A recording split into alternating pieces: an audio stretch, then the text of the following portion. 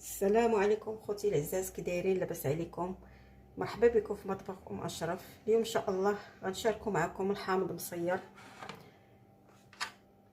عندنا الحامض مغسول ومنقي مزيان بالشيته والماء مزيان حتى تنغسلوه بحال هذا الشكل القياس اللي بغيتو، ونجيبوا الملحه ونبداو معكم ان شاء الله.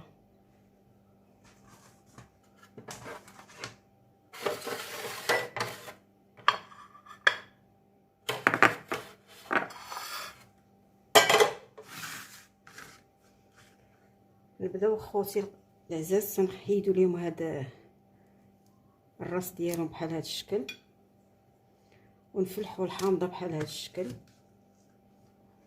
وبحال هذا الشكل على شكل زائد.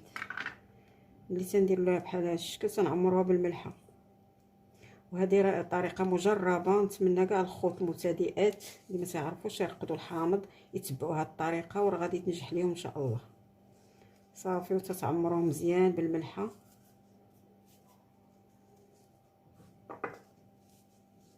بحال هذا الشكل اخوتي العزاز.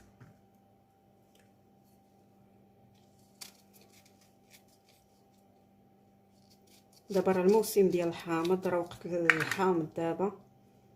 اغتنموا الفرصه باش ترقدوه وديروا به اي شهوه تتعجبكم، طبقوها معاه بحال هكا مزيان. تعمروه بالملحه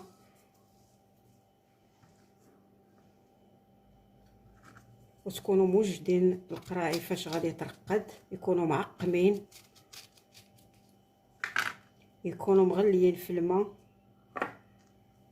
يدوز لكم حتى عام ولا اكثر من عام.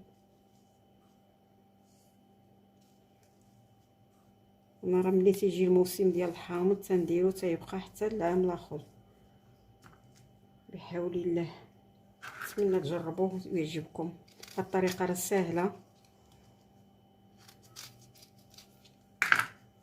ومتداوله.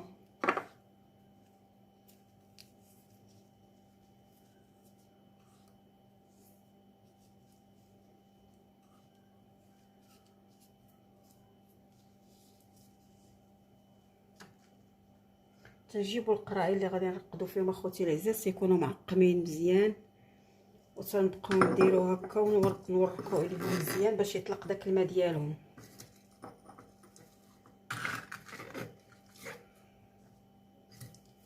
تبقاو نتا ديروا بحال هكا وتتوركوا عليهم وهما تيطلقوا في الماء ديالهم وتيهبطوا. ملي تيهبطوا تتبقاو تعاودوا تزيدوا تعمروا حتى تعمر القرعه مزيان.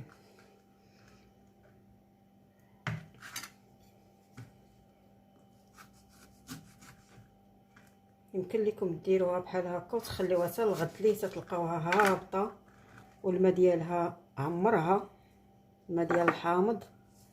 صافي، وتبقاو تزيدوا الحامض حتى تتعمر القرعه.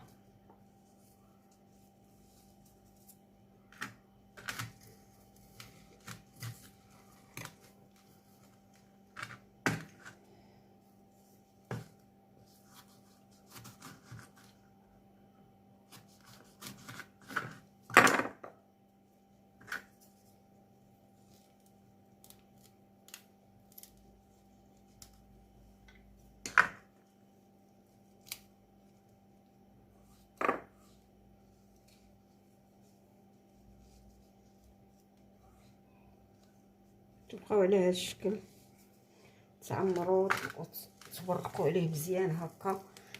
تعمروا وتورقوا عليه حتى تيطلق الماء ديالو كله. ها هو بدا تيعمر.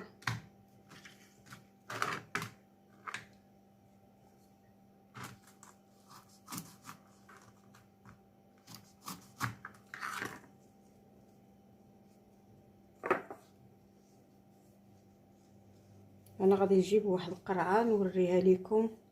بقات من العام اللي فات ملي رقدتو تيبقى زوين. واخا ما ديروش في الثلاجه، ماشي ضروري ديروه في الثلاجه حيت الملحه تتعقمو وتتخليه يبقى مزيان. ديروا ليه شي شويه ديال الزيت من الفوق صافي وتخليوه.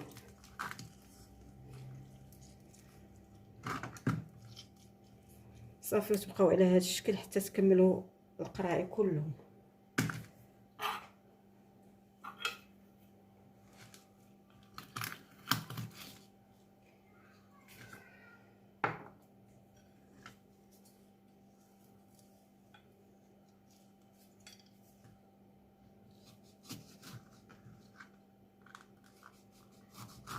انكم ديروهم مع الطاجين، مع المرقه، مع اي حاجه ديروا فيها الحامض.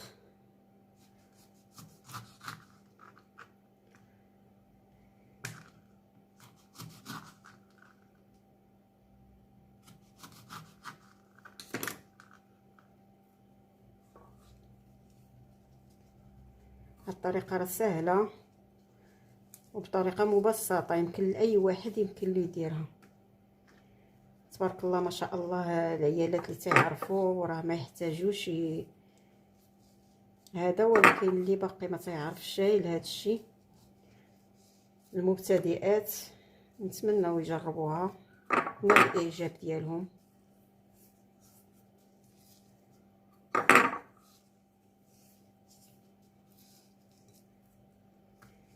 ونبقاو على هذا الشكل اخوتي حتى الاخر.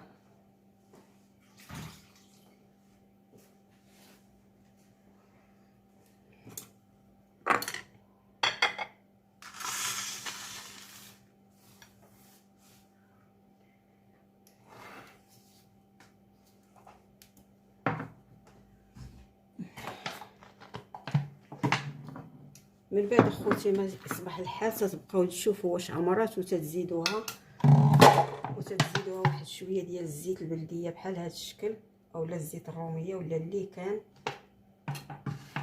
صافي تتقفلوا عليها وتتخليوها حتى الصباح عاوتاني وتشوفوا واش هبط. هانتوما اخوتي نجيب معكم اللي ديال العام اللي فات، ها هي نوريها لكم.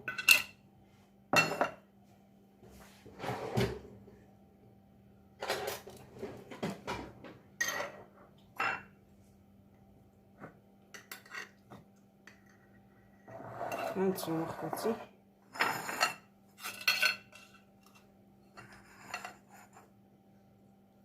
هذه راه ديال العام اللي فات. هانتوما هذاك الماء ديالها كي تيولي، هانتوما شتي، هانتوما تبارك الله ما شاء الله. هي مرق داير بالملحه صافي بهذه الطريقه اللي وريتكم دابا. هانتوما الجيلاتين ديالها اللي تطلقها طبيعي. هانتوما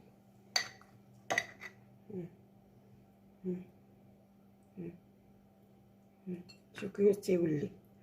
هذا راه غير الحامض، غير الماء د الحامض.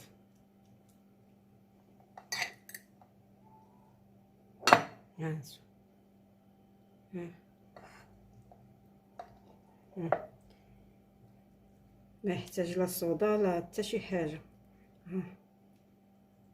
شتي طيب هذا ديال العام اللي فات. هانتوما شتي